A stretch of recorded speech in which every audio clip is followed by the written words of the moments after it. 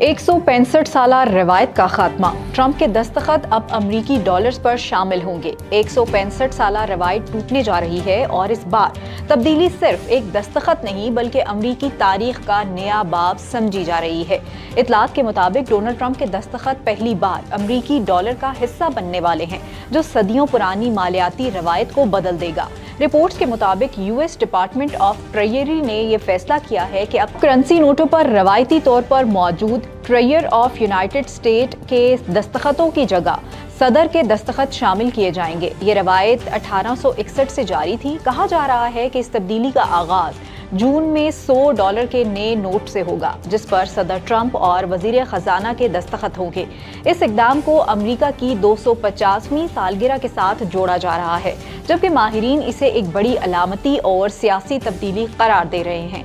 अगरचे पुराने नोट बदस्तूर काबिल इस्तेमाल रहेंगे, मगर ये फैसला अमरीकी मालियाती शनाख्त और रवायात पर एक नई बहस छेड़ चुका है। अपडेट्स के लिए देखते रहिए VNews.pk।